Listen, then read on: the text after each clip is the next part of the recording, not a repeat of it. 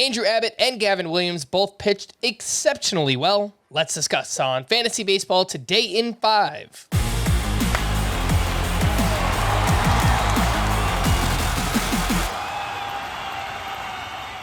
Welcome into FPT in 5 on Wednesday, June 28th. I am Frank Sanford, joined by Scott White. And let's talk about those rookie pitchers. Andrew Abbott now has a quality start in 4 of 5 outings. He was at the Orioles, allowed just 1 run over 6 innings with 8 strikeouts. And Gavin Williams was stellar in his second start at the Royals. 7 shutout innings, 1 hit, 1 walk with 6 strikeouts. Scott, what did you see from both of these pitchers, and who would you rather have? Well, Andrew Abbott, I think this was his most complete start so far, because remember, the strikeouts jumped in his last outing against the Rockies, but he gave up 3 home runs in that one. There were short home runs in Cincinnati, but he plays half his games at Cincinnati, so I don't want to discount them. Still, overall, it's a positive development that Andrew Abbott is now getting strikeouts at a decent rate, because his strikeout rate in the minors is the only thing that made him a prospect. I do think there are still some reasons for concern here. I think Andrew Abbott is on a very similar trajectory to Joe Ryan, because they were both pitchers who dominated in the minors for reasons that didn't make a lot of sense on the surface level. They don't throw very hard, but the characteristics on their fastball, the way the vertical release point, everything, the rising effect, it's so optimal for today's game that they succeed in spite of having low velocity on it. It's more or less translated to the majors for Joe Ryan. Joe Ryan has exceeded the scouting reports and continued to pitch well, even with questions about how that fastball is going to play. And like I said, things are trending the right direction for Andrew Abbott as well. The issues for him relative to Joe Ryan, the reasons he may not follow in Joe Ryan's footsteps, is he plays in a very homer-friendly park, the most homer-friendly in the majors. And, part of this profile is a lot of fly balls. So how is that going to work for him?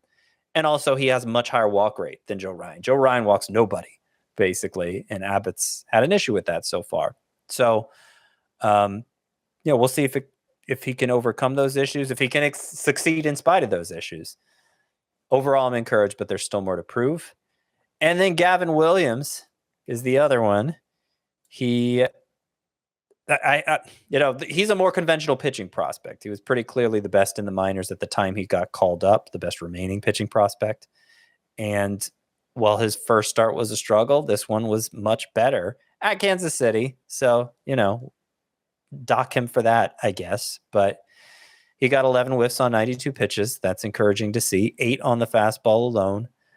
Threw it 62% of the time. I'd like to see him mix in the breaking balls, because those are really good pitches for Gavin Williams. If he can throw the slider and curveball more and rely on the fastball less, it'll probably make the fastball more effective, first of all. And it should make Gavin Williams more effective overall, potentially see more strikeouts from him. But it's hard not to be encouraged by this start, and I would say I have more faith in Gavin Williams in the long run than I do Abbott, even though both of them are must roster at this point. All right, let's slide over to a hitter who has struggled since returning from the IL.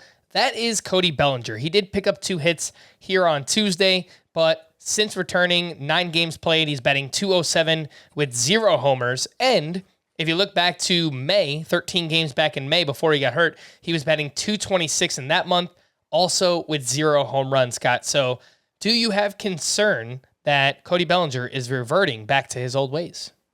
Yeah, I have concern. I had concern before he even went down, because while he was producing, and there was no reason to take him out of the lineup because how he was producing, the underlying numbers, the expected stats on StatCast, they said maybe he was overachieving and maybe we shouldn't buy into it fully. The momentum was obviously stopped with the injury, and now he has yet to get it going again. I don't know. Maybe he could get back on track, continue to outperform those StatCast ratings, but that's reason for skepticism beyond just the fact that, he's hasn't hit very well in 9 games. I think we just have to wait and see. It's not enough of a sample to draw a conclusion one way or another. I think Cody Bellinger's year-to-date stats are good enough that you hold on to him, but the underlying stats are bad enough that you may not hold on to him forever. And I think most people currently agree with you, Scott, because he's 92% rostered, but only being started in 39% of leagues. So Cody Bellinger is hanging out on a lot of managers' benches, and I think that makes sense for the time being. For more extensive fantasy baseball coverage, listen to the Fantasy Baseball Today podcast on Spotify, Apple Podcasts, the Audacy app, or anywhere else podcasts are found. Thanks for listening to Fantasy Baseball Today in 5, and we'll be back again tomorrow. Bye-bye.